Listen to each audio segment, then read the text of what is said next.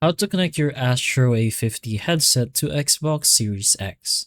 So of course you're gonna make sure you do have the compatible Xbox version for your headset, since the PS version will not provide full Xbox compatibility. But once you're very sure with that, you can go ahead and connect the headset to the base station. So you have a few wires that you will receive, but you're gonna use the micro USB first to plug into the back of the base station, and the other end of the wire, which is a USB, will go into the console. So any USB ports of the consoles, either the one in the front, I suppose, or the one in the back, you just choose whichever you prefer.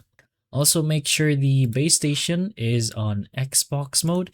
As you can see over here, there is a switch. So make sure it's switched to the right or wherever the Xbox mode is. Once that's done, you can go ahead to your Xbox settings. Go ahead to the general volume and audio output.